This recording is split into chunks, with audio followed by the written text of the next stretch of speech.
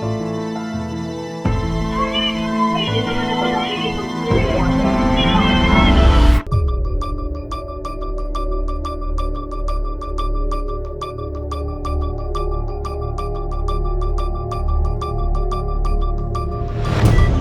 na lang ako sa bahay.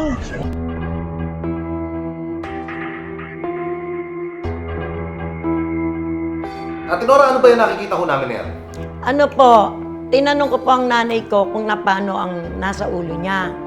Ang sabi niya po sa akin, hindi niya alam kung nadulas siya o may pumalo. Na paano yan? Tinalo na. Ha? Hindi ko alam kung sino pumalo.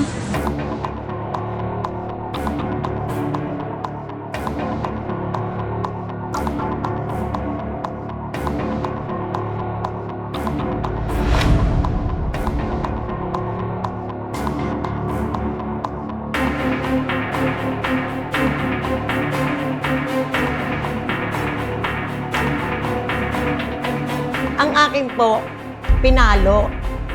Parang pinalo po siya kasi ang laki po ng bukol. Wala po akong pinaghihinalaan talaga. Pero meron nang nangyari po doon sa compound niya.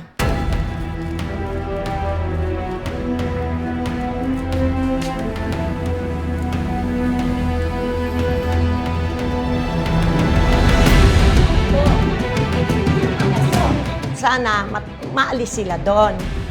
Yung mga apo kasi marami na po sila kasi meron pong nangyaring hindi maganda. Ngayon, ang inaano ko, safety ng nanay ko.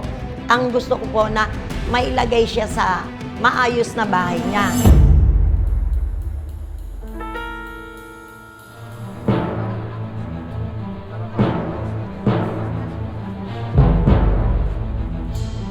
Makikita niyo dito na kasi Aling Edeng. Diyan na higa po. Dito po siya nag-i-stay yung senior citizen po natin. Sa sitwasyon po kasi nung matanda, kumbaga hindi komportable po kasi, di ba? Kaya sabi ko, parang magulang natin, bigyan natin ng magandang komportableng buhay, di ba? Kasi kumbaga, kaginawahan kumbaga.